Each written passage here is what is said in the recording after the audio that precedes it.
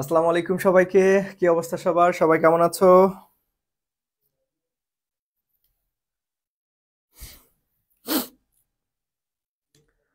আমার কথা সঠিকভাবে শোনা যাচ্ছে কিনা এবং ওভারঅল সবকিছু ঠিকঠাক আছে কিনা আমাকে একটু বলো। আমিও যদি একটু চেক করে নেই। ওকে, আলহামদুলিল্লাহ আমার এখান থেকে সবকিছু ঠিকঠাক লাগতেছে। তো সবাই একটু বলো যে আহ, আমার কথা এবং স্ক্রিন পারফেক্টলি দেখা যাচ্ছে কিনা, শোনা যাচ্ছে কিনা, এবং তোমরা সবাই কেমন আছো? এই তো মোটামুটি সবাই চলে আসতেছি। সো আজকে আমরা কোন অধ্যায়ের উপর ক্লাস করব সেটা সবাই জানো তোমরা। এটা হচ্ছে আমাদের ভেক্টর অধ্যায়, পদার্থবিজ্ঞানের। সো এই অধ্যায়টা আমরা দুইটা পর্বে ক্লাস শেষ করব, ঠিক আছে? ভেক্টর অধ্যায়টা তুলনামূলকভাবে একটু বড়, কারণ এইখান থেকে আলটিমেটলি ফিজিক্সে যদি ভালো করে পড়ি এটা আমাদের ম্যাথেও কাজে লাগবে, ঠিক আছে? ম্যাথেও আমাদের ভেক্টর অধ্যায় আছে।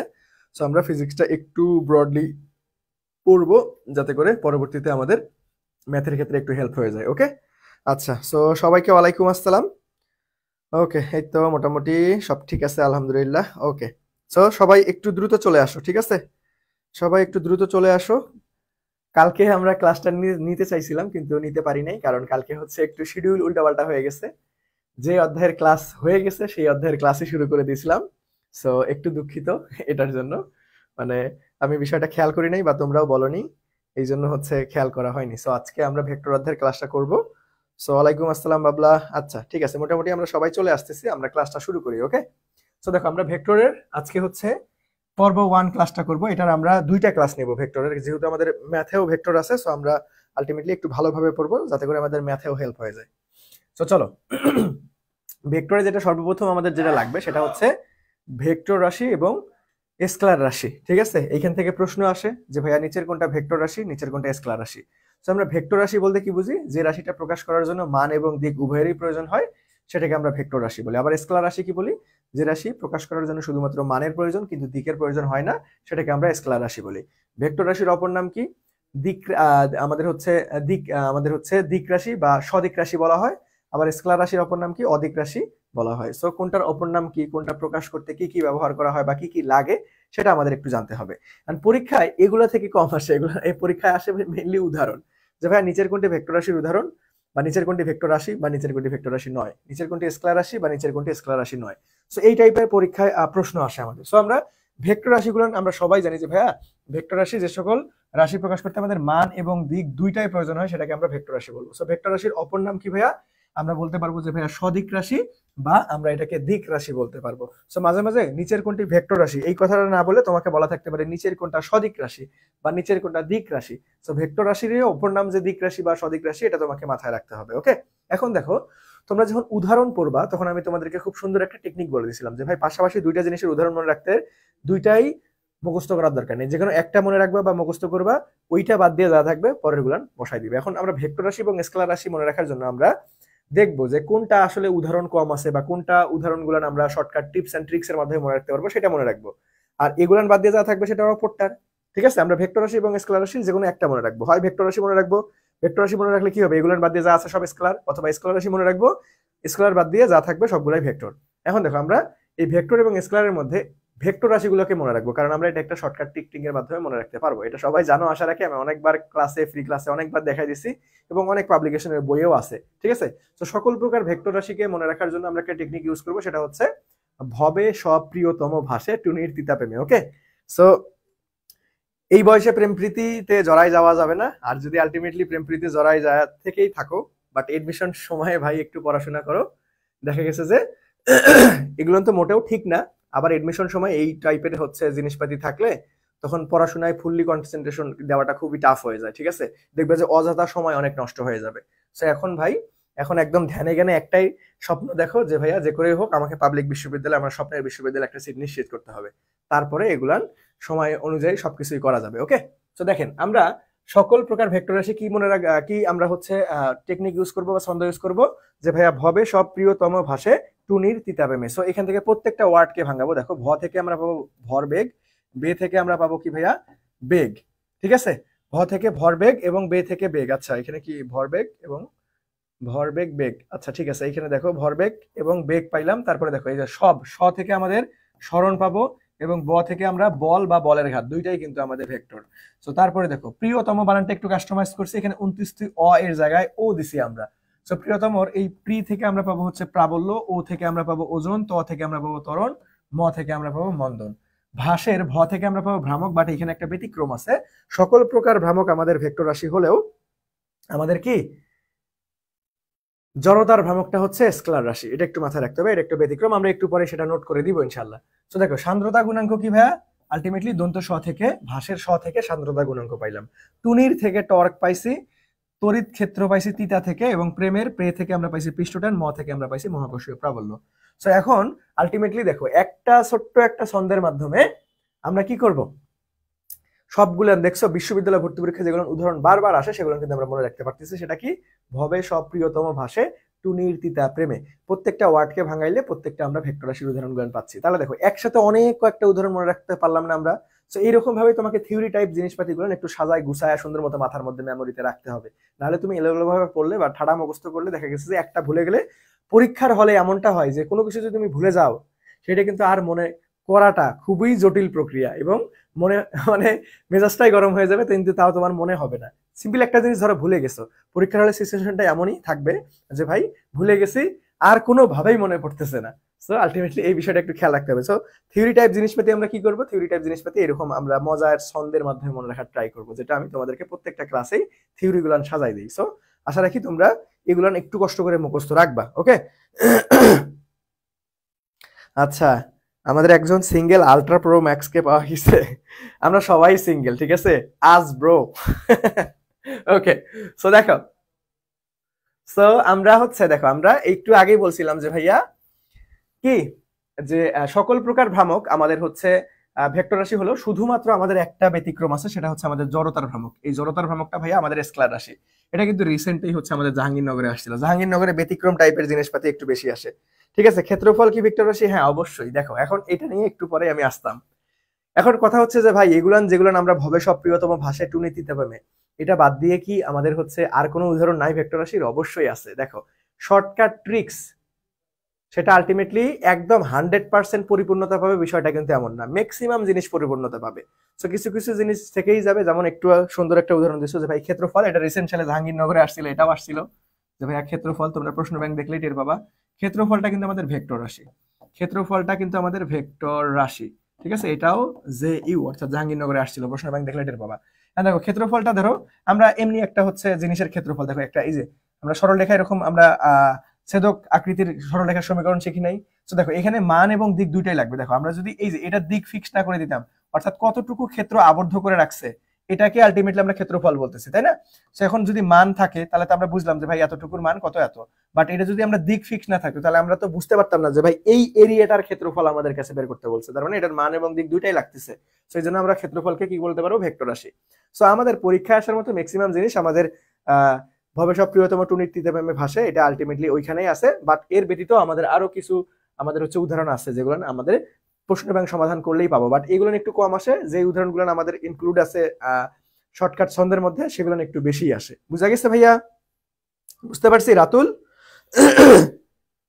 তারপরে দেখো এখন আমরা যদি স্কেলার রাশিতে যাই ভাইয়া, স্কেলার রাশি, স্কেলার রাশি কি যে সকল ভৌত রাশিকে প্রকাশ করার জন্য শুধুমাত্র মান আছে বাট দিক নেই, এটাকে আমরা স্কেলার রাশি বলবো। যেমন আমাদের কাজ, শক্তি, আমাদের কি ভাইয়া আমাদের স্কেলার রাশি। দেখো এই যে কাজের এখানে একটা গুরুত্বপূর্ণ কথা আছে যে ভাইয়া ডাব্লিউ ইকুয়াল টু আমরা জানি এফ ডট এস। এখন মজার বিষয় হচ্ছে দেখো এটা একটা বৈশিষ্ট্য মনে রাখতে হবে এবং মুখস্থ করতে হবে। কাজও আলটিমেটলি একটা স্কেলার, এটা হচ্ছে আমাদের স্কেলার, আর এটা কিন্তু আমাদের ভেক্টর, বল এবং সরণ দুইটাই কিন্তু আমাদের কিভাবে ভেক্টর। সো দুইটা ভেক্টর রাশিকে যদি আমরা স্কেলার গুণফল করি তাহলে ফলাফল হিসেবে কি পাবো, ভেক্টর রাশি পাবো। এটা একটু মাথায় রাখতে হবে। দুইটা ভেক্টর রাশিকে যদি আমরা স্কেলার গুণফল করি তাহলে আমরা ফলাফল হিসেবে স্কেলার পাবো। ফলাফল হিসেবে কি পাবো ভাইয়া? স্কেলার পাবো। ঠিক আছে, ওকে। সো দেখো আলটিমেটলি আমরা যদি পরবর্তীতে যাই, দেখো পরবর্তীতে আমাদের কতিপয় ভেক্টর, দেখো এখানে ভেক্টর থেকে আমাদের কিছু কিছু সংজ্ঞা আসে। তো সংজ্ঞা, সকল সংজ্ঞা লাগবে না, বইয়ে অনেকগুলো ভেক্টরের সংজ্ঞা দেওয়া আছে।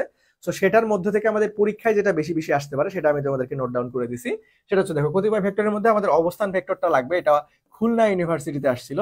দেখো আমাদের অবস্থান ভেক্টরটা এমন যে প্রসঙ্গ কাঠামো মূল বিন্দুর সাপেক্ষে কোনো বিন্দুর অবস্থান যে যে ভেক্টরের সাহায্যে নির্ণয় করা হয় তাকে আমরা বলবো যে ভাইয়া আমাদের অবস্থান ভেক্টর। আবার দেখো সদৃশ্য বা সমান্তরাল ভেক্টরের ক্ষেত্রে যদি আসি, তাহলে মান সমান কিন্তু দিক, মান সমান নয় কিন্তু দিক যদি একই হয় তাহলে সেটাকে আমরা বলতে পারবো কি ভাইয়া? সদৃশ্য বা সমান্তরাল ভেক্টর। আমাদের বিপ্রতীপ বা ব্যতিহার ভেক্টরের সংজ্ঞাটা কি? মান পরস্পরের উল্টা, এমনি আমরা মনে রাখবো, তাহলে মনে রাখতে সুবিধা হবে। মান পরস্পরের কি হবে ভাই? উল্টা। যেমন a ইকুয়াল টু যদি 5i হয়, তাহলে যদি এটার এ ভেক্টরে তোমাকে বিপ্রতীপ বা ব্যতিহার ভেক্টর বের করতে বলে, তাহলে আমাদের কি হবে ভাইয়া? যে আমাদের হবে 1/5i, তার মানে উল্টাই গেছে। দেখো এখানে 5, তাহলে উল্টাই গিয়ে 1/5i হয়ে গেছে, উল্টাই গিয়ে কি হয়েছে? 1/5i হয়ে গেছে। তার মানে বিপ্রতীপ বা ব্যতিহার ভেক্টর আমরা খুব সুন্দর মতো কিন্তু মনে রাখতে পারলাম যে ভাই মান একই থাকবে বাট উল্টাই যাবে, মান কিন্তু উল্টাই যাবে। ওকে, আচ্ছা। তারপরে দেখো শূন্য ভেক্টর, এইটা আমাদের পরীক্ষার জন্য বেশি গুরুত্বপূর্ণ, যে শূন্য ভেক্টরের অপর নাম কি? শূন্য ভেক্টরকে নাল ভেক্টর বলা হয়, শূন্য ভেক্টরকে নাল ভেক্টরও বলা হয়। সো মাথায় রাখতে হবে শূন্য মান কত হবে ভাইয়া? শূন্য ভেক্টরের মান শূন্য। আর একটা কি আসতে পারে? শুরু এবং শেষ বিন্দু একই, এটাও আমাদের দিয়ে এমসিকিউ অনেকবার বিশ্ববিদ্যালয় ভর্তি পরীক্ষায় আসছে। তো শূন্য ভেক্টরের মান কত ভাইয়া? শূন্য ভেক্টরের মান হচ্ছে শূন্য। শুরু এবং শেষ বিন্দু কোন ভেক্টরের একই? শূন্য ভেক্টরের। শূন্য ভেক্টরের অপর নাম কি? নাল ভেক্টর। এখানে আরো একটা জিনিস মাথায় রাখো, একটু পরে আমরা একক ভেক্টর নির্ণয় শিখবো। তো এই শূন্য ভেক্টরের কোনো একক ভেক্টর নাই, শূন্য ভেক্টরের কোনো একক ভেক্টর নাই, কোনো একক ভেক্টর, শূন্য ভেক্টরের কোনো একক ভেক্টর নাই, শূন্য ভেক্টরের কোনো একক ভেক্টর নাই। তোমাকে এমনি প্রশ্ন আসতে পারে যে ভাই নিচের কোন ভেক্টরের কোনো একক ভেক্টর নাই? নিচের কোন ভেক্টরের কোনো একক ভেক্টর নাই? সো আমাদের শূন্য ভেক্টরের কোনো একক ভেক্টর নাই, শূন্য ভেক্টরের কোনো ভাইয়া একক ভেক্টর নাই, এটা একটু কষ্ট করে মাথায় রাখতে হবে। ওকে, তো চলো আমরা পরবর্তীতে যাই। দেখো ভেক্টর গুণন এবং স্কেলার গুণন কি ভাইয়া? ভেক্টর গুণন এবং স্কেলার গুণন। সো ভেক্টর গুণন যদি আমরা আসি, দেখো কাজ, কাজ কি আমাদের একটা স্কেলার রাশি। সো আলটিমেটলি দেখো w ইকুয়াল টু f.r অথবা f.s। আবার দেখো টর্ক, টর্কটা কি? ভেক্টর রাশি, একটু আগেই শিখছি। তাহলে টর্কের টাও ইকুয়াল টু আমরা r ক্রস f, এটা আমরা নিউটনের বলবিদ্যা অনেক বারবার করে শিখছি, তুমি চাইলেই কিন্তু f ক্রস r লিখতে পারবা না।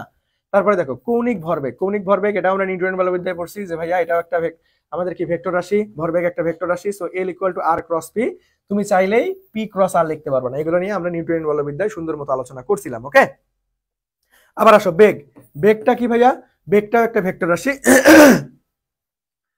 সেটা আলটিমেটলি আমরা বেগকে যদি লিখি ভেক্টর বাদ দিয়ে, তার মানে আমরা ভি ইকুয়াল টু ওমেগা আর লিখতে পারবো। যখন আমরা ভেক্টর চিহ্ন ইউজ করবো তখন কিন্তু আমাদের ক্রস গুণফল দিতে হবে, অর্থাৎ ওমেগা ইন্টু আর, অর্থাৎ এখানেও তুমি চেঞ্জ করে লিখতে পারবে না যে ভাই আর ইন্টু ওমেগা। সো এই ক্রমগুলো কিন্তু মাথায় রাখতে হবে। যখন তোমরা ভেক্টর চিহ্ন বাদ দিয়ে লিখবে তখন ভি ইকুয়াল টু ওমেগা আর লিখতে হবে, ভেক্টর চিহ্ন দিলে আমাদের ক্রস গুণফল দিতে হবে, স্কেলার গুণফল না কিন্তু। ওকে, বুঝতে পারছি আমরা?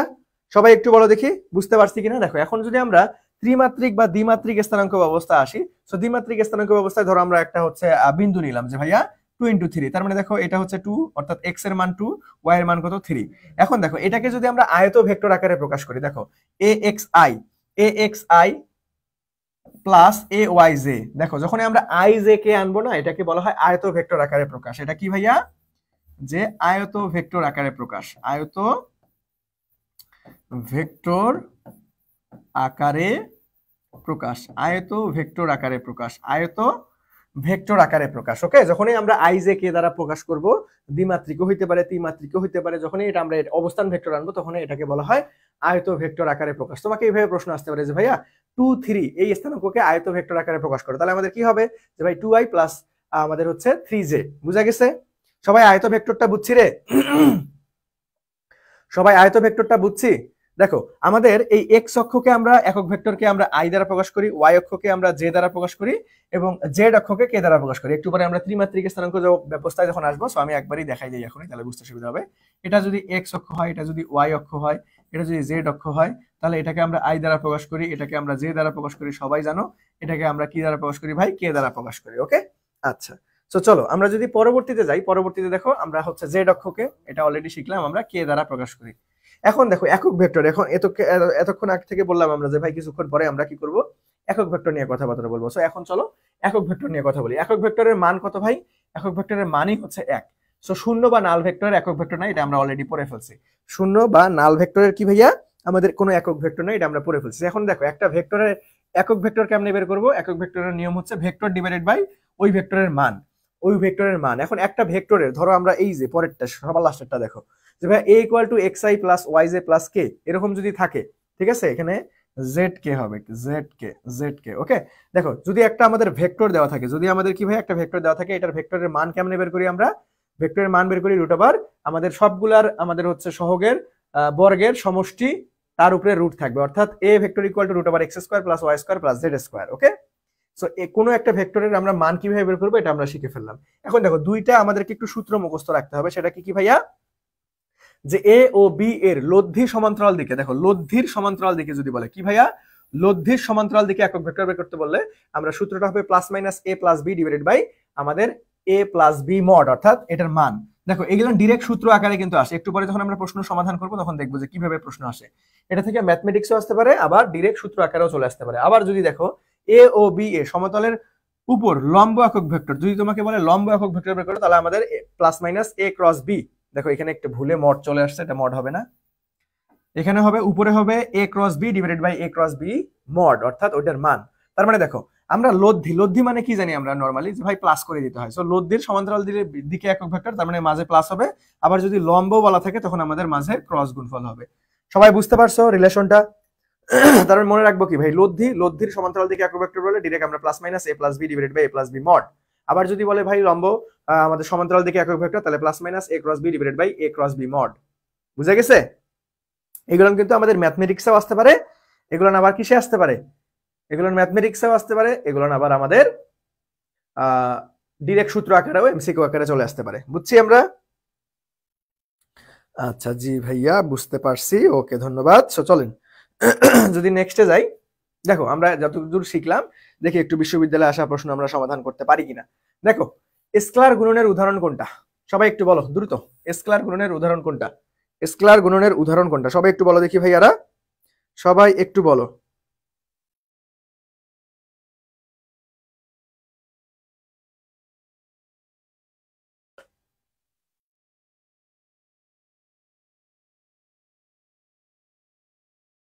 সবাই একটু বলো দেখি ভাইয়ারা,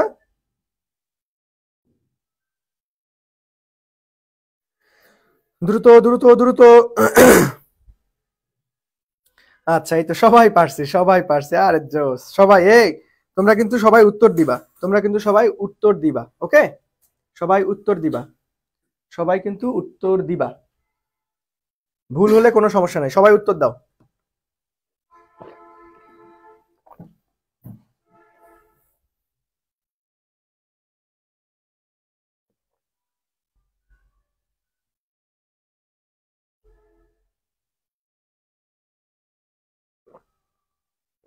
আচ্ছা এই তো সবাই পেরে গেছো, আমাদের কাজ হবে, একটু আগে আমরা শিখছি, একটু আগেই আমরা শিখছি। সো কাজ, সবাইকে ধন্যবাদ। সো চলো আমরা যদি পরবর্তীতে যাই, পরবর্তীতে দেখো ত্রিমাত্রিক ভেক্টর আমাদের আর equal to 3i plus 5j plus 4k হলে ওয়াই অক্ষের উপাংশের মান কত? সবাই দ্রুত দেখি, চেষ্টা করো দেখি পারি কিনা। যে ভাইয়া ওয়াই অক্ষের উপাংশের মান কত?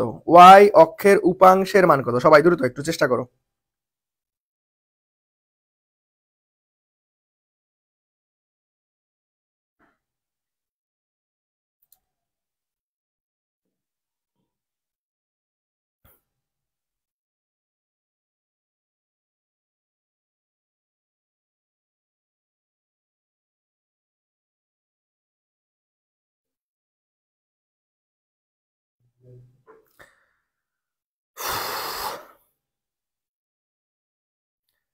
ওকে এই তো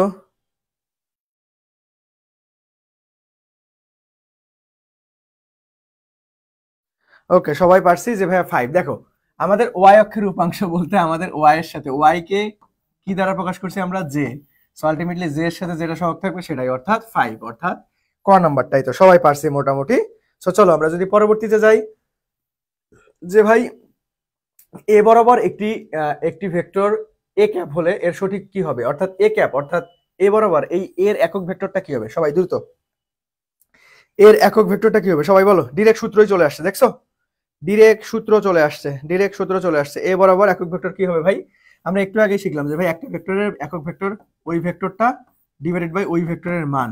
সো আমরা A cap equal to A divided by A ভেক্টরের মান কোথায় আছে, এই তো আমাদের মড মানে মান বুঝায়, দেখো এটা আলটিমেটলি না কিন্তু, দেখছো এখানে মড নাই, সো এটা হবে না। সো একটু খেয়াল রাখতে হবে, আমাদের বি নাম্বারটা রাইট আনসার। আমাদের কি হবে ভাইয়া, একটু খেয়াল রাখতে হবে, আমাদের বি নাম্বারটা হচ্ছে রাইট আনসার, একটু খেয়াল রাখতে হবে, আমাদের বি নাম্বারটা রাইট আনসার। ওকে, সো চলো নেক্সটে যাবো আমরা। দেখো আমাদের 1/2 যে এখানে এখানে হচ্ছে আই, এটা কিন্তু আই, ঠিক আছে, এটা জে এর মতো দেখা গেলে এটা আই। দেখো আমাদের 1/2i প্লাস 1/2 জে অর্থাৎ হাফ জে প্লাস বি কে একক ভেক্টর হলে বি এর মান কত, দেখো একক ভেক্টর হলে বি এর মান কত। আচ্ছা এখানে কি কালো হয়ে গেছে কেন, আচ্ছা এটা হচ্ছে 1/2, এটা হচ্ছে 1/4। এখন দেখো এই প্রশ্নটা কিন্তু অনেক কনসেপচুয়াল একটা প্রশ্ন, সুন্দর একটা প্রশ্ন, সহজ বাট পরীক্ষায় আসার মতো, রিপিট আসার মতো। আমি একটু 3 স্টার দিয়ে নিচ্ছি। সো এই প্রশ্নটা কিন্তু খুবই গুরুত্বপূর্ণ। দেখো কি বলছে ভাইয়া, যে আমাদের এই ভেক্টরটার মান তোমাকে বলে দিছে একক ভেক্টর হলে বি এর মান কত। তাহলে আমরা একক ভেক্টর আলটিমেটলি এটার মান আগে বের করি। তাহলে মান কি হবে, আমরা জানি যে ভাই 1/2 তার উপরে স্কোয়ার প্লাস 1/2 তার উপরে স্কোয়ার প্লাস আমাদের বি তার উপরে স্কোয়ার, ঠিক আছে, বি এর উপর আমরা স্কোয়ার করে দিলাম, বি এর উপর কি করছি ভাই, স্কোয়ার করে দিচ্ছি। এখন এইটা ইকুয়াল টু আমরা কি বলতে পারবো, মান দেওয়া আছে একক ভেক্টর, তার মানে আলটিমেটলি আমাদের মান, একক ভেক্টরের মান তো একটু আগে আমরা শিখছি। তাহলে দেখো আমরা এখান থেকে এই রুটটাকে কাটাকাটি করার জন্য উভয় পাশে বর্গ করে দাও। তাহলে আমাদের থাকতেছে 1/4 প্লাস 1/4 প্লাস বি স্কোয়ার, আর 1 কে বর্গ করলে 1ই হয়। তাহলে দেখো আমাদের এখানে আসতেছে কত ভাইয়া, এখানে যদি লসাগু করি তাহলে আমাদের কত আসতেছে, একটু খেয়াল করো যে এখান থেকে আমরা যদি কি করতে, আমরা হচ্ছে দেখো আমাদের হচ্ছে 4 আসতেছে, সো এখানে আসতেছে 1 প্লাস 1 তার মানে 2, কাটাকাটি করলে হাফ চলে আসবে, শুধুমাত্র হাফ থাকে, plus B square equal to 1, তাহলে B square equal to 1 minus half, তাহলে আমাদের অ্যান্সার আসতেছে পজিটিভ হাফ, শুধুমাত্র পজিটিভ হাফ না, আমাদের শুধুমাত্র বি বাইলাম বি স্কোয়ারের মান, তার মানে আমাদের বি ইকুয়াল টু 1/√2 চলে আসতেছে, বি ইকুয়াল টু 1/√2, অর্থাৎ ফ্যান্টাস্টিক ভাবে আমাদের গ নাম্বারটা রাইট অ্যান্সার। কি হবে ভাইয়া, আমাদের গ নাম্বারটা রাইট অ্যান্সার। সবাই বুঝতে পারছি রে, এই তো সি নাম্বার, রকি ধন্যবাদ। আমাদের অ্যান্সার কি হবে, সি নাম্বারটা। দেখো এই প্রশ্নটা অনেক সহজ বাট বিশ্ববিদ্যালয় ভর্তি পরীক্ষায় চলে আসতে পারে। চলো নেক্সটে যাব। নিচের কোনটি ভেক্টর রাশি নয়, মাঝে মাঝে আমরা এই নয় কথাটা দেখতে পাই না, এই জন্য ফাইন্ড আউট করে দিলাম গোল মার্ক দিয়ে। সো আমাদের পরীক্ষায় কিন্তু দেখতে হবে যে ভাইয়া কি বলা আছে, নিচের কোনটা ভেক্টর রাশি নাকি নিচের কোনটা ভেক্টর রাশি নয়। তার মানে নিচের কোনটা ভেক্টর রাশি নয়, তার মানে তোমাকে বের করতে বলছে নিচের কোনটা স্কেলার রাশি। সো আমরা ভবে সব প্রিয়তম ভাষায় টুনিতে প্রেমে, এটা দ্বারা মনে রাখছি সকল প্রকার ভেক্টর রাশি মনে রাখার টেকনিক শিখছি। তাহলে দেখো আমাদের কোনটা হবে, বল ভেক্টর রাশি, বেগ ভেক্টর রাশি, ত্বরণ ভেক্টর রাশি, তার মানে আমাদের দ্রুতি হচ্ছে আমাদের স্কেলার রাশি, তার মানে ক নাম্বারটাই রাইট আনসার। সো দেখো খুব সুন্দর একটা টেকনিক শিখছি যে ভাইয়া ভবে সব প্রিয়তম ভাষে টুনির তিতা প্রেমে, এটা থেকে আমরা খুব সুন্দর মতো কি করতে পারবো, এখান থেকে ভেক্টর রাশিগুলো মনে রাখতে পারলেই আলটিমেটলি ভেক্টর রাশি বাদ দিয়ে যা থাকবে সবগুলাই আমাদের স্কেলার রাশি। তো দেখো এখন অক্ষের সাথে কোণ, দেখো কোণ নির্ণয়ের কিন্তু অনেক কয়েকটা কনসেপ্ট আছে, আমাদের একটু কষ্ট করে মাথায় রাখতে হবে ভাইয়া। কোণ নির্ণয়ের বেশ কয়েকটা কনসেপ্ট আছে, একটা হচ্ছে অক্ষের সাথে কোণ দ্বিমাত্রিক স্থানাঙ্ক ব্যবস্থায়, ত্রিমাত্রিক স্থানাঙ্ক ব্যবস্থায়, আবার বৃষ্টি সাঁতার ক্ষেত্রে আমাদের কি হবে, এটাও কিন্তু একটু কষ্ট করে মাথায় রাখতে হবে। সো দেখো আমরা এক এক করে সবকিছুই শিখবো ইনশাআল্লাহ। তো দেখো আমাদের অক্ষের সাথে কোণ, অক্ষের সাথে আগে সর্বপ্রথম আমরা দ্বিমাত্রিক স্থানাঙ্ক ব্যবস্থায় দেখবো। তো দ্বিমাত্রিক স্থানাঙ্ক ব্যবস্থায় ধরো আমরা এখানে একটা যদি স্থানাঙ্ক ব্যবস্থা নেই, অর্থাৎ এক্স ওয়াই, আমি নির্দিষ্ট মান নিলাম না, এক্স ওয়াই দ্বারা প্রকাশ করলাম, এটা হচ্ছে আমাদের এক্স অক্ষ, এটা হচ্ছে আমাদের ওয়াই অক্ষ। তার মানে দেখো আমাদের এখানে দুইটা কোণ উৎপন্ন হয়, থিটা অফ এক্স অর্থাৎ এক্স এর সাথে যে কোণ, অথবা থিটা অফ ওয়াই, ওয়াই এর সাথে যে কোণ, তার মানে আমাদের এখানে দুইটা কোণ। এখন কোণ বের করার জন্য দেখো আমরা আলটিমেটলি এখানে 90 ডিগ্রি একটা সমকোণী ত্রিভুজ পাইছি না, সমকোণী ত্রিভুজের বেলায় আলটিমেটলি আমরা ট্যান থিটা ইকুয়াল টু কি জানি, যে ভাই লম্ব বাই ভূমি। তার মানে দেখো এক্স অক্ষের সাথে কোণ আমরা থিটা অফ এক্স, এখানে যদি বলি theta of X equal to tan theta of X equal to আমরা কি লিখবো, যে ভাইয়া উপরে আমাদের হচ্ছে ওয়াই ডিভাইডেড বাই এক্স, কারণ আমরা ট্যান থিটা ইকুয়াল টু কি জানি, ভাই লম্ব ডিভাইডেড বাই ভূমি, লম্ব ডিভাইডেড বাই ভূমি। তার মানে আমরা কোণ নির্ণয়, দ্বিমাত্রিক স্থানাঙ্ক ব্যবস্থার কোণ নির্ণয় বের করার সূত্র কিন্তু শিখে গেলাম। ওকে, হ্যাঁ 9টা বোল্ড করে লেখা থাকলেও চোখে ধরে না, হ্যাঁ এটা আমারও হইতো, ঠিক আছে, বিশেষ করে বায়োলজিতে এটা খুবই প্যারা দিত। ঠিক আছে, আমি কলেজ লাইফে আমাদের কলেজের প্রশ্নগুলো কিন্তু একটু কঠিন করা হয় বোর্ডের থেকে, ঠিক আছে। তো কলেজে ম্যাক্সিমাম টাইমে আমি বায়োলজিতে এই 9 কথাটা দেখতেই পাইতাম না। ওকে, সো দেখো আমরা যদি একটু পরবর্তীতে আসি তাহলে আমরা এক্স অক্ষের সাথে কোণ বের করতে শিখে গেলাম। তার মানে theta of X equal to tan inverse y by x, এখানে কিন্তু অবশ্যই মড ইউজ করব। সো নেগেটিভ থাকলেও সমস্যা নাই, নেগেটিভটাকে খেয়ে ফেলবে আমাদের মডুলাস। ওকে, আচ্ছা এখন যদি তোমাকে y অক্ষের সাথে কোণ বের করতে বলে, দেখো আমরা আলটিমেটলি এটা একটু আগে দেখলাম যে ভাইয়া দুইটা কোণ উৎপন্ন হয় আমাদের, এটা হচ্ছে theta of x, theta of y। দেখো এটা পুরোটাই যেহেতু 90 ডিগ্রি, তাহলে y অক্ষের সাথে কি হবে, যদি আমার থিটা অফ এক্স জানা থাকে তাহলে ভাই 90 ডিগ্রি থেকে বাদ দিলে আমাদের থিটা অফ y বের হয়ে যাবে। এখন কথা হচ্ছে যদি আমরা থিটা অফ ওয়াই না জানি তাহলে আলটিমেটলি আমরা থিটা অফ ওয়াইটা সিঙ্গেল ভাবে বের করে নিতে পারবো। তাহলে দেখো এই যে ট্যান, আবারও ট্যান নাও, এখানে একটা সমকোণী ত্রিভুজ, এখন এই ত্রিভুজটাকে কাউন্ট করবো আমরা, তাহলে লম্ব বাই ভূমি, তাহলে এখানে কিন্তু লম্ব আমাদের কত এক্স, আমাদের ভূমি হচ্ছে আমাদের ওয়াই, তার মানে আমাদের উপরে থাকবে এক্স, নিচে থাকবে ওয়াই, তার মানে theta of Y equal to tan inverse mod Y by mod X. এখানে নেগেটিভ থাকলেও সমস্যা নাই, আমরা পজিটিভ মানটাই কাউন্ট করব। আমরা কি করব ভাইয়া, পজিটিভ মানটাই কাউন্ট করব। ওকে, সো আমরা খেয়াল রাখবো যে আমাকে থিটা অফ এক্স বের করতে বলছে, অর্থাৎ এক্স অক্ষের সাথে কোণ বের করতে বলছে নাকি ওয়াই অক্ষের সাথে কোণ বের করতে বলছে, বুঝে গেছে বাবারা? সো এই জিনিসটা একটু কষ্ট করে খেয়াল রাখতে হবে। তারপরে আসো ত্রিমাত্রিক স্থানাঙ্ক অবস্থায় কোণ বের করব। সো ত্রিমাত্রিক স্থানাঙ্ক অবস্থায় আয়ত ভেক্টর আমরা কি বলছিলাম একটু আগেই, যে ভাইয়া A vector equal to X I plus A Y J plus A Z K এরকম থাকবে। তো আমাদের এক্স অক্ষের সাথে কোণ বের করতে বললে আমরা সূত্রটা এ এক্স ইকুয়াল টু আমরা হচ্ছে অথবা আমরা এ এক্স অথবা আলফা এক্স যাই বলো না কেন, cos inverse A x divided by A vector. দেখো এটা কিন্তু একটু মাথায় রাখতে হবে, যখন আমাদের অক্ষের সাথে কোণ বের করতে বলবে যদি ত্রিমাত্রিক স্থানাঙ্ক অবস্থায় থাকে তাহলে সূত্রটা কি হয়ে যাবে ভাইয়া, সূত্রটা হয়ে যাবে দেখো এক্স অক্ষের সাথে বললে আলটিমেটলি উপরে এক্স এর সাথে কার সম্পর্ক, আয়ের সম্পর্ক, তার মানে উপরে থাকবে এ এক্স, নিচে থাকবে এ ভেক্টর। দেখো সবগুলারই নিচে এ ভেক্টর এ ভেক্টর এ ভেক্টরের মান আছে, ঠিক আছে। বাট আমাদের যখন ওয়াই অক্ষের সাপেক্ষে বের করতে বলবে, অর্থাৎ আলফা ওয়াই বের করতে বলবে, তাহলে আমরা কি কস ইনভার্স উপরে কি নিছি এ ওয়াই, আবার জেড অক্ষের সাথে জেড এর সাথে কার সম্পর্ক, আমাদের কে সম্পর্ক, এ জেড এর সাথে সম্পর্ক, কে জেড এর সাথে, তাহলে আমাদের এ জেড ডিভাইডেড বাই এ ভেক্টরের মান। তাহলে এখানে কি কি চেঞ্জ হয়েছে ভাই, দ্বিমাত্রিক স্থানাঙ্ক অবস্থায়, দ্বিমাত্রিক স্থানাঙ্ক অবস্থায় আমরা ট্যান নিব, আমরা কি নিব কোণ নির্ণয়ের সময় ট্যান। আর যখন ত্রিমাত্রিক থাকবে তখন কিন্তু আর ট্যান নাই, তখন কিন্তু আমাদের কস নিতে হবে। এতটুকু পার্থক্য একটু মাথায় রাখতে হবে, এতটুকু পার্থক্য ভাইয়া একটু মাথায় রাখতে হবে, যে কখন ট্যান নিব, কখন আমরা কি করব কস নিব, কখন ট্যান কখন কস, কখন ট্যান কখন কস, বুঝা গেছে? সবাই বুঝতে পারছি রে, কখন ট্যান কখন কস, দ্বিমাত্রিক থাকলে ট্যান, ত্রিমাত্রিক থাকলে কস। ওকে, আসো এখন আরো পেঁচাইতে পারে তোমাকে, যদি বলে দিক কোসাইন কত, ত্রিমাত্রিক স্থানাঙ্ক অবস্থায় দিক কোসাইন কত, দিক কোসাইন মানে আলটিমেটলি ভাই ত্রিকোণমিতিক অনুপাতটা সহ। তাহলে দেখো একটু আগে আমরা কি শিখছিলাম, A alpha of X equal to cos inverse, তাহলে এই কস ইনভার্সটাকে বেশি পার করে দাও, তাহলে ত্রিকোণমিতিক অনুপাত সহ হয়ে যাবে। সো এক্স অক্ষের দিক কোসাইন হচ্ছে cos A x equal to আমরা A x divided by A ভেক্টরের মান, আবার ওয়াই অক্ষের দিক cosine cos A y divided by A ভেক্টরের মান, জেড অক্ষের দিক কোসাইন আমাদের কি হবে cos A z equal to A z divided by আমাদের কি ভাইয়া এ ভেক্টরের মান। সো ত্রিমাত্রিক স্থানাঙ্ক অবস্থায় কোণ বের করতে বলছে নাকি দিক কোসাইন বের করতে বলছে, এই জিনিসটা একটু খেয়াল রাখতে হবে। বুঝতে পারছি রে? সবাই একটু বলো দেখি ভাইয়া, বুঝতে পারছি কিনা?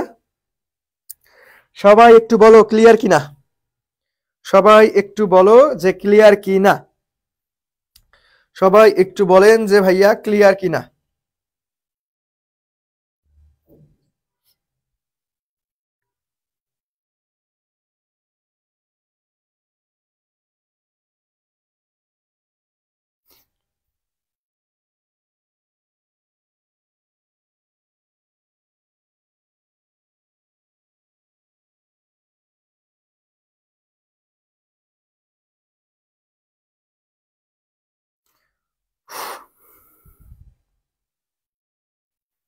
ওকে, ক্লিয়ার ক্লিয়ার ক্লিয়ার, ওকে ধন্যবাদ। চলেন নেক্সটে যাব আমরা। নেক্সট হচ্ছে মধ্যবর্তী কোণ, দুইটা ভেক্টরের মধ্যবর্তী কোণ, ধরেন এটা হচ্ছে আমাদের এ ভেক্টর, এটা হচ্ছে আমাদের বি ভেক্টর। এখন এই দুইটা ভেক্টরের মধ্যবর্তী কোণ অর্থাৎ থিটাটা কেমনে বের করব, দেখো দুইটা ভেক্টরের মধ্যবর্তী কোণ বের করার জন্য আমাদের একটা সূত্র জানতে হবে, যে ভাইয়া দুইটা ভেক্টরের ডট গুণফল আমরা কেমনে করি, যে ভাই এ ভেক্টরের মান বি ভেক্টরের মান cos থিটা, ঠিক আছে। সো আমরা এখান থেকে থিটাটা বের করতে পারবো, যে ভাইয়া theta equal two cos inverse a dot b, অর্থাৎ আমাদের স্কেলার গুণফল ডিভাইডেড বাই a ভেক্টরের মান ইনটু b ভেক্টরের মান। এখন একটা ভেক্টরের মান কেমনে বের করে, এইটা কিন্তু আমরা অনেকবার শিখছি বা অনেক আগে থেকেই জানি, যে ভাইয়া √ax² + ay² + az²। ওকে, তারপরে দেখো আলটিমেটলি এখন তোমাকে বলা থাকতে পারে যে ভাই, প্রশ্নে দেওয়া থাকে যে ভাই এ ক্রস বি এর মান এত, আবার এ ডট বি এর মান এত, অর্থাৎ ভেক্টর গুণফলের মান দেওয়া আছে, স্কেলার গুণফলের মান দেওয়া আছে। তাহলে তোমাকে থিটা বের করতে গেলে আমাকে কি করতে হবে? Theta equal to tan inverse A cross B divided by A dot B এর মান। ঠিক আছে? সো আমাদের মাঝে মাঝে এটা থাকে, এটা কিন্তু রিসেন্ট সালে ঢাকা বিশ্ববিদ্যালয়ে আসছিল যে ধরো তোমার ডট গুণফলের মান এত দেওয়া আছে, স্কেলার গুণফলের মান এত দেওয়া আছে, তাহলে তোমাকে মধ্যবর্তী কোণ বের করতে গেলে কি করতে হবে? তাহলে আমরা দেখো, আমরা একটু বোঝার ট্রাই করি যে ভাই ট্যান মানে কি। ট্যান মানেই হচ্ছে sine divided by cos. So আমরা কস কখন ইউজ করি? যখন ডট গুণফল করি। আবার সাইন কখন ইউজ করি? যখন ক্রস গুণফল করি। ওকে, তো দেখো আমরা ট্যান ইনভার্স, তাহলে উপরে আমরা এই জন্যই ক্রস গুণফল মনে রাখার সুবিধার্থে মনে রাখবো যে সাইন কখন হয়? ক্রস গুণফলের সময়। ডট কখন হয়?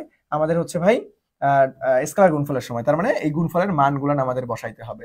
ওকে, বুঝা গেছে? তার মানে কোণ নির্ণয় করার সময় আমরা কয়টা ত্রিকোণমিতিক অনুপাত ইউজ করব? দুইটা। একটা হচ্ছে ট্যান, একটা হচ্ছে কস। এখন কোথায় কস হয়, কোথায় ট্যান হয়, এই বিষয়টা ক্লিয়ার কিনা ভাইয়া একটু সবাই বলেন। কোথায় কস, কোথায় ট্যান, এই বিষয়টা ক্লিয়ার কিনা সবাই একটু বলেন। ট্যানেরটা আবার একটু বলেন। হ্যাঁ জয়, আমি ট্যানেরটা বলে দিছি। দেখো ট্যান দুই জায়গায় হয়। একটা হচ্ছে দ্বিমাত্রিক স্থানাঙ্ক অবস্থায় ট্যান হয়, আর একটা হচ্ছে ভেক্টর গুণফল এবং ডট গুণফল যদি মান দেওয়া থাকে তাহলে ট্যান হয়। আদারওয়াইজ আমাদের দুইটা ভেক্টরের মধ্যবর্তী কোণে কস হবে এবং ত্রিমাত্রিক স্থানাঙ্ক অবস্থায় কস হবে। বুঝা গেছে? জয় এখন একটু বলো বুঝতে পারছে কিনা।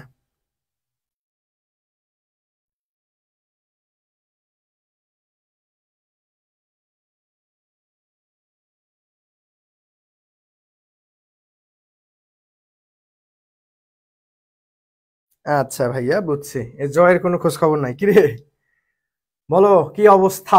তো চলো আমরা নেক্সটে চলে যাবো। দেখো তো নেক্সটে কি বলা আছে ভাইয়া। নেক্সটে বলা আছে এমন যে ভাইয়া vector A B and C এর মান যথাক্রমে 5, 12, 5, 13। এখন তোমাকে এ বি ভেক্টরের মধ্যবর্তী কোণ, দেখো এটা কিন্তু ডিইউ তেও আসছিল, এটা জাতীয় কবি কাজী নজরুলের প্রশ্ন দেওয়া আছে, বাট এটা কোথায় আসছিল? ডিইউ তে অলরেডি আসছিল।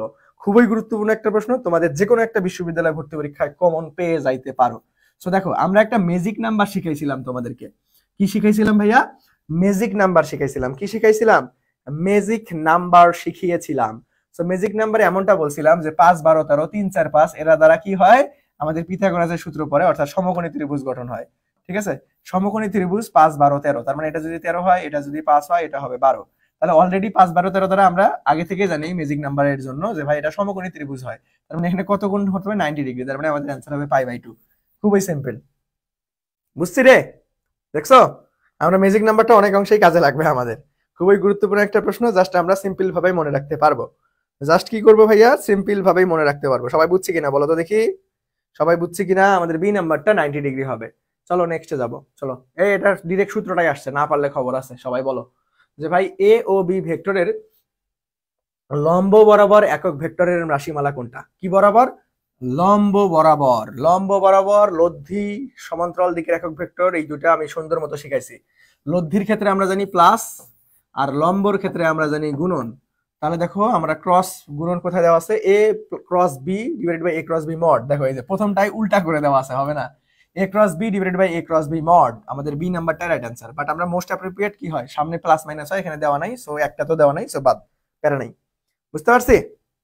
সো আমাদের ভুল করা যাবে না। দেখো উল্টা ভার্সনটাই কিন্তু আমাদের এ নাম্বারে আছে যে ভাই এ ক্রস বি মড, অর্থাৎ মানটা না, আগে এ ক্রস বি হবে divided by A cross B mod হবে। বুঝাইতে পারছি? আমাদের বি নাম্বারটা হচ্ছে রাইট অ্যান্সার। বি নাম্বারটা হচ্ছে রাইট অ্যান্সার। এই তো সবাই পারছি মোটামুটি। সো চলো আমরা নেক্সটে যাব। দেখো নেক্সটে কি বলছে যে ভাই দুটি ভেক্টরের স্কেলার গুণফলের মান 18, তাদের ভেক্টর গুণফলের মান 6√3 একক হলে দুটি ভেক্টরের মধ্যবর্তী কোণ। ভাই একটু আগেই শিখছি, ভেক্টর গুণফল স্কেলার গুণফল দেওয়া থাকলে আমাদের theta equal to tan inverse উপরে ক্রস গুণফলের মান, তার মানে 6√3 ডট গুণফলের মান 18, তার মানে 3, 6, 18, 3, 6, 18, 3, 6, 18, তার মানে এই √3 এটাকে কাটো, আর একটা √3 থাকবে, তার মানে 1 ডিভাইডেড বাই √3 থাকতেছে। কত? Tan inverse 1 divided by √3। কত ডিগ্রির মান আমাদের 1 ডিভাইডেড বাই √3? ভাই বলো তো দেখি, কত ডিগ্রির মান 1 ডিভাইডেড বাই √3? কত ডিগ্রির মান 1 ডিভাইডেড বাই √3? সবাই দ্রুত, কত ডিগ্রির মান 1 ডিভাইডেড বাই √3? 30 ডিগ্রির মান। সাবাস, ধন্যবাদ।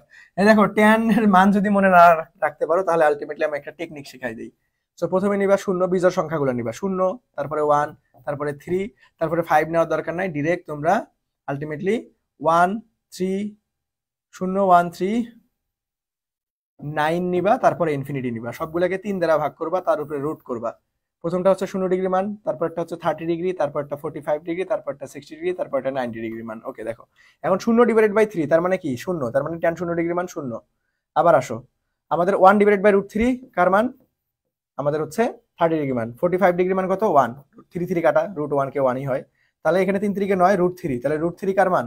60 ডিগ্রি মান। আর ইনফিনিটি কার মান?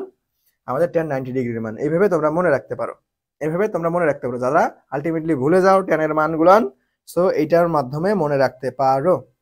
চলো নেক্সটে যাবো, যে ভাই এখানে কি বলা আছে? i মাইনাস জে আবার জে প্লাস কে এর মধ্যবর্তী কোণ বের করো। এটা পারতে হবে, দ্রুত সবাই অ্যান্সার করো। যে ভাইয়া কি বলছে? i মাইনাস জে এবং আমাদের কি বলা আছে?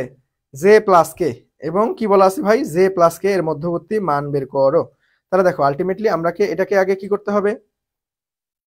আমাদের আমরা হচ্ছে কি জানি যে ভাই a ডট বি করতে হবে আগে, আবার এই ভেক্টরের মান বি ভেক্টরের মান আলাদা করতে হবে। সো i এর সাথে i এর গুণন, এখানে তো i নাই তার মানে 0, আবার j এর সাথে j গুণন তার মানে -1, আবার k এর সাথে k গুণন আর তো নাই, তার মানে এখানে আসতেছে শুধুমাত্র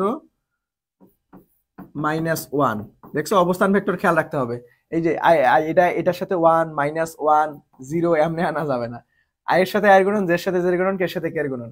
আবার a ভেক্টরের মান আসো √1² + 1² তার মানে 2²। দেখো -1 এর উপর স্কয়ার দেওয়ার দরকার নাই, কারণ আমার স্কয়ার থাকলেই মাইনাসটা পজিটিভ হয়ে যাবে, তাহলে √2। আমাদের b ভেক্টরের মানও হবে √2, তাহলে √2 গুণ করলে একটা 2ই হবে। তার মানে দেখো আমরা থিটা ইকুয়াল টু কি জানি ভাইয়া? cos ইনভার্স আমাদের হচ্ছে a dot B divided by আমাদের কত? a ভেক্টরের মান, b ভেক্টরের মান। সো এখানে √2 × √2, তাহলে আমাদের হয়ে যাবে কত ভাই? একবারে যদি লিখি তাহলে মাইনাস আমাদের এখানে হাফ, তাহলে কত ডিগ্রি মান? -1/2 cos আমাদের 120 ডিগ্রি। এটা একটু কষ্ট করে মুখস্থ রাখতে হবে, কারণ ক্যালকুলেটর আমাদের ব্যবহার নাই। So minus cos inverse minus হাফের মান কত ভাই? 120 ডিগ্রি। cos ইনভার্স শুধু হাফের মান কত? 60 ডিগ্রি। সো এইগুলো একটু কষ্ট করে মনে রাখতে হবে। আবার আমি যদি বলি cos ইনভার্স -1 এর মান কত? cos ইনভার্স আমাদের cos ইনভার্স 1 এর মান কত? cos ইনভার্স 1 হচ্ছে 45 ডিগ্রি, বাট cos ইনভার্স -1 কত? এটা হচ্ছে 135 ডিগ্রি। এগুলো একটু কষ্ট করে মুখস্থ রাখতে হবে হাতে ক্যালকুলেশনের সুবিধার্থে। বুঝতে পারছি ভাইয়ারা? হাতে ক্যালকুলেশনের সুবিধার্থে কিছু কিছু মান আমাকে কষ্ট করে মুখস্থ রাখতে হবে। ওকে, চলো নেক্সটে যাবো আমরা। দেখো নেক্সটে কি বলছে? বৃষ্টি ও ছাতা। ঠিক আছে, বৃষ্টি ও ছাতা, এখান থেকে বেশি একটা জটিল ম্যাথ আসে না, এগুলো ইঞ্জিনিয়ারিং এ একটু জটিল কনসেপ্ট আসে, বাট ভার্সিটিতে সর্বোচ্চ দৌড়, ওই যে কত ডিগ্রি অ্যাঙ্গেলে বৃষ্টি ছাতা ধরতে হবে সাইকেল চালককে, এগুলো নিয়ে আসে। এটা একটু লেস ইম্পর্টেন্ট। ঠিক আছে, ভার্সিটিতে বৃষ্টি ছাতা থেকে প্রশ্ন আসে না বললেই চলে, একদম লেস। সো দেখো tan থিটা আমরা ইকুয়াল টু বলতে পারবো যে ভাইয়া লোকের বেগ ডিভাইডেড বাই বৃষ্টির বেগ। দেখো এটা কেমনে? পরীক্ষার হলে তুমি অবশ্যই ভুলে যাইতে পারো যে ভাই উপরে লোকের বেগ নাকি নিচে লোকের বেগ। সো আমরা কি, বৃষ্টি সবসময় নিচের দিকে পড়ে না? বৃষ্টির ফোঁটাগুলান কি ভাই? নিচের দিকে পড়ে, তার মানে অবশ্যই ডিভাইডেড বাই নিচে, অর্থাৎ হরের জায়গায় থাকবে আমাদের বৃষ্টির বেগ। দেখো একটা শর্টকাট দেখো যে ভাই লোকের বেগ এবং বৃষ্টির বেগ যদি সমান হয় তাহলে theta equal two 45 degree, direct মুখস্থ করে রাখবা। ঠিক আছে, সেটা এমনিতে দেখে বোঝা যায় ভাই। এখানে tan ইনভার্স 1 এর মান কত? tan ইনভার্স 1 এর মানেই হচ্ছে 45 ডিগ্রি। ঠিক আছে, হ্যাঁ, মানুষ ডিভাইডেড বাই বৃষ্টি, তার মানে বৃষ্টি উপর থেকে নিচে পড়ে, তার মানে লব এবং হরের পজিশনে থাকবে আমাদের বৃষ্টি, নিচ পজিশনে থাকবে আমাদের বৃষ্টি। ওকে, আচ্ছা, তো চলো তাহলে আমরা যদি নেক্সটে যাই ভাইয়া। দেখো নেক্সটে সাম ইম্পর্টেন্ট থিংস, এখান থেকে এমসিকিউ খুবই আসার সম্ভাবনা আছে। ঠিক আছে, এমসিকিউ আসে বিশেষ করে রাজশাহী, জাহাঙ্গীরনগর, চট্টগ্রাম এগুলাতে আসতে পারে। ঢাকা বিশ্ববিদ্যালয়ে আসার সম্ভাবনা খুবই কম। সো দেখেন আমাদের i dot i j dot j অথবা k dot k equal to 1 কেন হয়? কারণ আমরা কি জানি i ডট i এর মধ্যবর্তী কোণ কত ভাই? এর মধ্যবর্তী কোণই হচ্ছে 0 ডিগ্রি। আর আমরা i dot i equal two কি জানি?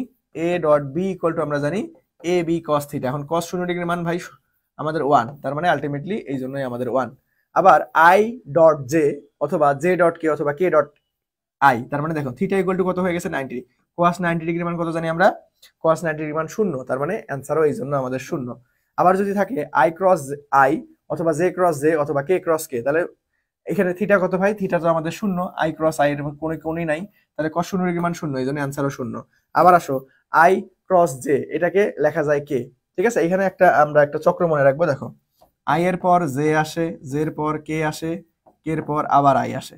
সো এটা চক্রাকারের মতো। ঠিক আছে, চক্রাকারের মতো। So i cross j equal to k, k cross i equal to j। Sorry i cross j equal to k, আবার k cross i equal to j, এইভাবে, ঠিক আছে। অথবা আমাদের j cross k equal to i, অথবা k cross i equal to j লিখতে পারবো। আবার দেখো যদি একটাকে জাম্প করে,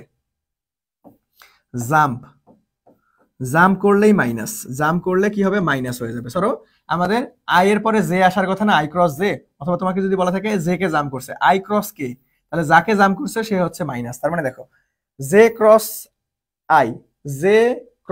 I equal to minus k লেখা যাবে। জের পরে কে আসার কথা, কে, বাট কে রে জাম্প করছে, কে মাইনাস হয়ে গেছে।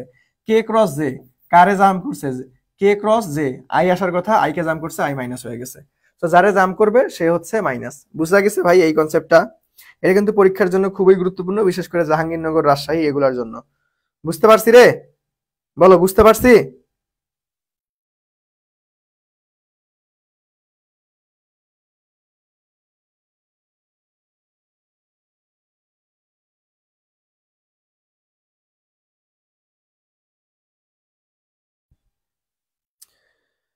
বুঝতে পারছি কি না একটু বলেন। ওকে জি ভাইয়া, ক্লিয়ার। ওকে ধন্যবাদ। চলেন নেক্সটে যাব। দেখো আমরা কিছু থিওরি টাইপ জিনিসপাতি করবো, এগুলো একদম লেস ইম্পর্টেন্ট, বাট মাঝে মাঝে চলে আসে। এখন না শিখাইলে পরীক্ষায় আসলে আবার বলবা ভাই আপনি তো শিখাইলেন না। তো চলো আমরা ভেক্টরের যোজন সূত্র বা ভেক্টরের যোজন বিধি কয়টা আছে, ভেক্টরের যোগের সূত্র আছে 5টা। সাধারণ সূত্র, ত্রিভুজ সূত্র, বহুভুজ সূত্র, সামুদ্রিক সূত্র। এইখান থেকে অবশ্যই পরীক্ষায় একটা ম্যাথ ইনশাল্লাহ কমন পাবা। আমরা নেক্সট ক্লাসে সামুদ্রিক সূত্র নিয়ে কথা বলবো। আবার আরেকটা হচ্ছে উপাংশ সূত্র, ঠিক আছে। এখন এইভাবে প্রশ্ন আসতে পারে পরীক্ষায় যে ভাইয়া আমাদের হচ্ছে নিচের কোনটা ভেক্টরের যোগের নিয়ম নয়, বা নিচের কোনটা যোজন বিধি নয়, বা নিচের কোনটা যোজন বিধি। তার মানে আমাকে 5টা সবসময় মুখস্থ রাখতে হবে। এটা তোমাদের মনে থাকবে না আমি জানি। এটা কেমনে মনে রাখবা, তৃষা বহু সময় উপাসনায় যায়। ধরো তৃষা একটা হিন্দু মেয়ে, হিন্দু মেয়েরা কি করে, প্রার্থনার জন্য উপাসনা করে। সো আলটিমেটলি তৃষা বহু সময় উপাসনায় যোগ দেয়। সো ত্রি থেকে আমরা ত্রিভুজ পাবো, স থেকে আমাদের সাধারণ সূত্র পাবো। এখানে ত্রিষা দন্ত স দিবা, ত্রিষা তাহলে সাধারণ। বহু থেকে বহুভুজ সূত্র, সময় থেকে সামুদ্রিক সূত্র, উপাসনায় থেকে উপাংশ সূত্র, আর যোগ দেয় থেকে যোগের সূত্র, এই কয়েকটা। সো 5টা যোজন বিধি বা যোগের সূত্র আমরা কিভাবে মনে রাখবো, আমরা মনে রাখবো হচ্ছে তৃষা বহু সময় উপাসনায় যোগ দেয়, তৃষা বহু সময় উপাসনায় যোগ দেয়। সো এখান থেকে অলরেডি মনে হয় মেডিকেলে একবার আসছিল, ভার্সিটিতে একটু কম আসে। তো চলো নেক্সটে যদি যাই আমরা, নেক্সট হচ্ছে ভেক্টর যোজনের দৃষ্টান্ত বা উদাহরণ কোনগুলো ভাইয়া, সেটা হচ্ছে লন রোলার চালনা, চলন্ত গাড়িতে বৃষ্টির পতন, পাখি আকাশে ওরা, নৌকার গুণ টানা, এগুলো অনেক লেস ইম্পর্টেন্ট, জাস্ট একটু দেখে রাখবা। আবার ভেক্টর বিভাজনের দৃষ্টান্ত যদি আমি বলি, দৃষ্টান্ত কোনগুলান, দৃষ্টান্ত হচ্ছে আমাদের দেখো আমাদের লন রোলারের চালন, তারপরে নৌকার গুণ টানা, সাইকেলের ক্রাঙ্কের ক্রিয়া, পাখি আকাশে ওরা, সরল দোলক, এগুলো সিম্পল ভাবে মনে রাখতে পারবো। বাট এখানে একটা ছন্দ আছে, একটা ইন্টারেস্টিং ছন্দ, পাগলা শশা দিয়ে আমরা ভেক্টর বিভাজনের দৃষ্টান্ত মনে রাখতে পারবো। দেখেন আমরা পাগলা, পা থেকে আমরা পাবো কি ভাইয়া, পা থেকে পাখি আকাশে ওরা। গ থেকে আমরা কি পাবো ভাইয়া, নৌকার গুণ টানা। আবার ল থেকে আমরা কি পাবো ভাইয়া, লন রোলার। স থেকে আমরা কি পাবো ভাইয়া, সাইকেলের ক্রাঙ্কের ক্রিয়া। আবার দন্ত স থেকে সরল দোলক পাবো। সো এইভাবে আমরা পাগলা শশা দিয়ে মনে রাখতে পারবো। ওকে, এগুলান একদম লেস ইম্পর্টেন্ট, ঠিক আছে। হঠাৎ করে চলে আসে, হঠাৎ চলে আসে, বাট জানতে হবে। বুঝতে পারছি?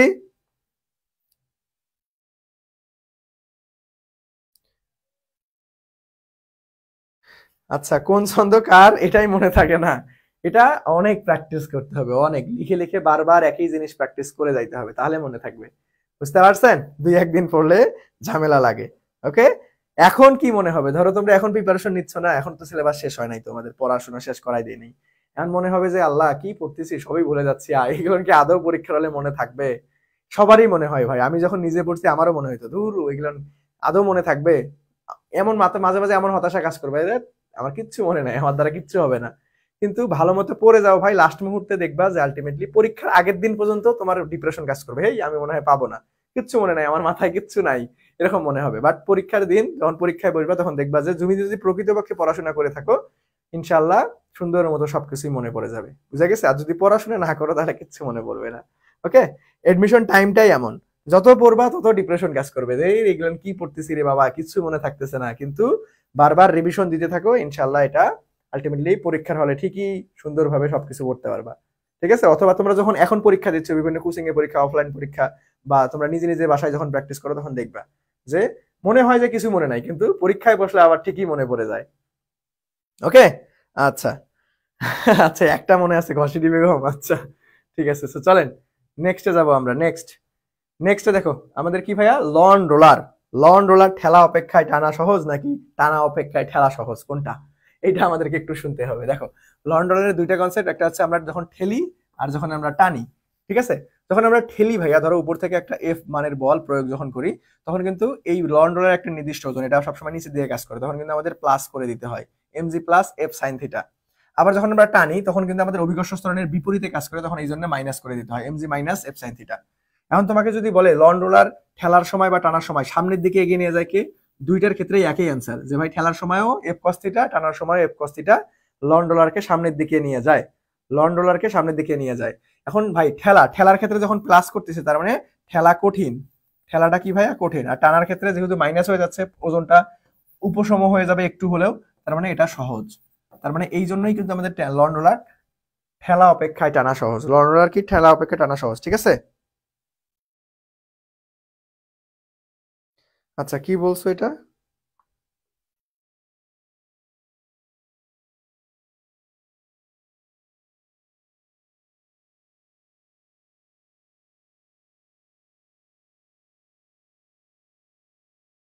দেখো, এই যে ভাই হচ্ছে দেখা গেছে যে বলছো কি,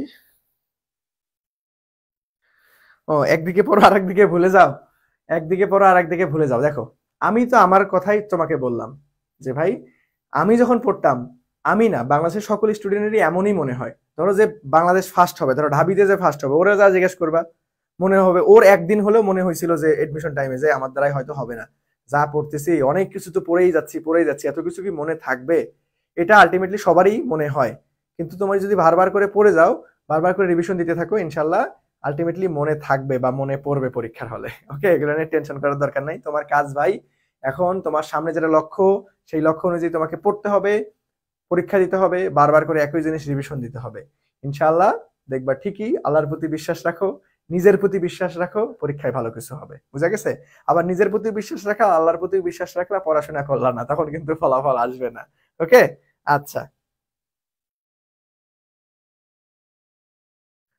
আচ্ছা, মিশা কথা কইতেছি না রে, মিশা কথা না, মিশা কথা না। ঠিক আছে, তোমরাও তো কিছুদিন পর চান্স পাবা, তখন ভাইয়া মিশা কথা বলছি নাকি সত্যি কথা বলছি তোমরা নিজেরাই টের পাবা। ঠিক আছে, আচ্ছা। তো চলো নেক্সটে যাব। ভাইয়া আপনার আমাদের অধ্যায় ভিত্তিক পরীক্ষা দেন বাবারা, আপনাদের অধ্যায় ভিত্তিক কেন? অধ্যায় ভিত্তিক paper final, subject final, model test সবই হবে। ঠিক আছে, আমাদের পরীক্ষা ধরো ঢাকা বিশ্ববিদ্যালয় পরীক্ষার মনে করো প্রায় 1 থেকে 1.5 মাস আগেই আমরা এক্সাম ব্যাচ লঞ্চ করে দিব। সেটাতে আপনাদের একদম সম্পূর্ণ ফ্রিতেই অ্যাক্সেস থাকবে। আপনারা কোর্সে ভর্তি হয়েছেন কত টাকা দিয়ে, কেউ আছেন অফারে, আলটিমেটলি হচ্ছে বা মানে মেধার ক্রমে, ওই যে আমরা একটা পরীক্ষা নিয়েছিলাম 1,000 টাকা দিয়ে ভর্তি হয়েছেন, কেউ 1500 টাকা দিয়ে ভর্তি হয়েছেন, তাই না? সো যে যেটা টাকা দিয়ে ভর্তি হন না কেন, আপনারা সবাই এক্সাম ব্যাচ সম্পূর্ণ ফ্রিতেই পাবেন। এক্সাম ব্যাচের কোর্স ফি থাকবে ন্যূনতম হলো 500 টাকা। সো আপনারা সেটা আর দেওয়া লাগবে না, ওকে, সম্পূর্ণ ফ্রিতেই পাবেন। ওকে, সো চলো আমরা নেক্সটে যাব। নেক্সটে এই যে অটোমেটিকলি আমরা পড়ছি এটা, যে ভাই ঠেলা অপেক্ষায় টানা সহজ। ঠেলা বা টানার সময় সামনের দিকে এগিয়ে নিয়ে যায় কে, এফ কস থিটা। এগুলো কিন্তু এমসিকিউতে আসে। আবার টানা অপেক্ষায় ঠেলার সময় ওজন বাড়ে, অথবা ঠেলা অপেক্ষায় টানার সময় ওজন কতটুকু কমে, 2f সাইন থিটা। কেমনে পাইছি? দুইটাকে জাস্ট খালি গড় করে দিবা। এমজি প্লাস আমাদের হচ্ছে এফ সাইন থিটা, আবার মাইনাস এমজি আমাদের হচ্ছে মাইনাস ছিল না, মাইনাসে মাইনাসে আলটিমেটলি ডিরেক্ট প্লাস করে দিছি আমরা। তাহলে এমজি এমজি কাটা, 2f সাইন থিটা। তোমাকে যদি বলে একটার মধ্যে তুলনা, বলে যে ভাই আমাদের ঠেলার সময় সামনের দিকে এগিয়ে নিয়ে যায় কে, ঠেলা অথবা টানা, তার মানে যে কোনো একটা বলবে। ঠেলার সময় সামনের দিকে এগিয়ে নিয়ে যায় কে, অথবা টানার সময় সামনের দিকে এগিয়ে নিয়ে যায় কে, তাহলে সাপেক্ষ কেটা একটাই থাকতেছে। আর তোমাকে ঠেলা অপেক্ষায় টানা অথবা টানা অপেক্ষায় ঠেলা যদি দুইটাই বলে, তাহলে আমাদের ডিরেক্ট 2f সাইন থিটা। একটা হচ্ছে এফ কস থিটা আর একটা হচ্ছে 2f সাইন থিটা। বুঝা গেছে? এখন দেখেন, বেশ কিছু সূত্র মাথায় রাখতে হবে, যে ভাইয়া বিনিময় সূত্র, সংযোগ সূত্র, বন্টন সূত্র, এগুলো মাঝে মাঝে এমসিকিউতে আসে, বাট খুবই লেস ইম্পর্টেন্ট। বিনিময় সূত্র কি ভাইয়া? স্থান বিনিময় করে ফেলবে, পি প্লাস কিউ এখন কিউ প্লাস পি হয়ে যাবে। আবার সংযোগ সূত্র কি ভাই? আলটিমেটলি জায়গা পরিবর্তন করে ফেলবে, পি প্লাস কিউ ব্র্যাকেটে থাকবে আর, আবার হচ্ছে এখন আলাদা হয়ে যাবে, পি প্লাস ব্র্যাকেটে থাকবে কিউ প্লাস আর। আবার বন্টন সূত্র কি ভাই? সমভাবে বন্টন হয়ে যাবে। ঠিক আছে, কিন্তু অবস্থায় থাকলে সমভাবে বন্টন, এমপি প্লাস এনপি। যদি আমাদের M plus N into P থাকে, তাহলে সমভাবে বন্টন হয়ে যাবে। ওকে, তো চলো নেক্সটে যাব। এটাই হচ্ছে আজকের ক্লাসের লাস্ট স্লাইড, আমরা এটা করে আজকের ক্লাস সমাপ্ত করব। এবং পরবর্তীতে ভেক্টরের আরো একটা ক্লাস থাকবে। তো দেখো এখানে কি বলছে যে ভাই সমতল ভেক্টরের নির্ণয়, সমতল ভেক্টর নির্ণয়, তার মানে একক ভেক্টর দেখে তোমাকে সমতল ভেক্টর নির্ণয় করতে হবে। তো সমতল ভেক্টরে তোমাকে যদি বলা হয় যে ভাইয়া 2i + 3j, এটা কি হবে? i মানে x, j মানে y, তার মানে xy। এখানে তোমাকে কিন্তু চাইলে তুমি yx লিখতে পারবা না, এটা কিন্তু লেখা যাবে না। যেটা প্রথমে থাকবে সেটাই প্রথমে লিখতে হবে। আবার j কে, তাহলে আমাদের yj, yz। আবার কে আই, তার মানে আমাদের zx, zx। আবার ij কে xyz, তার মানে ক্রম মেনটেন করতে হবে। তুমি চাইলেই মনে করো i 2i + 2j, আমরা হচ্ছে xy জানলাম, বাট yx লেখা যাবে না। বুঝা গেছে? যেটা সামনে সেটা প্রথমে, যেটা পরে সেটা তারপরে। বুঝা গেছে? সবাই একটু বলেন তো দেখি, সবাই একটু বলেন। আসলে বন্টনটা আসবে না? মোটামুটি ওখান থেকে সবই আসে, কোনোটাই আসে না, আবার হঠাৎ করে যে কোনো একটা চলে আসতে পারে। সবাই বুঝতে পারছেন? একটু বলো সবাই বুঝতে পারছি কিনা, সবাই বুঝতে পারছে কিনা, সবাই বলো, সবাই বুঝতে পারছে কিনা বলো। সো আজকের ক্লাসটা আমাদের এই পর্যন্তই থাকবে। সবার ক্লিয়ার কিনা? আমরা নেক্সট ক্লাসে ইনশাল্লাহ ভেক্টরটা সম্পূর্ণটাই শেষ করে ফেলবো। ভেক্টরটা কি করবো রে? সম্পূর্ণটাই শেষ করে ফেলবো নেক্সট ক্লাসে ইনশাল্লাহ। ওকে জি ভাইয়া, বুঝছি বুঝছি। ওকে, সো আজকের ক্লাসটা এই পর্যন্তই। সবাই ভালো থাকো, সুস্থ থাকো, আল্লাহ হাফেজ, আসসালামু আলাইকুম।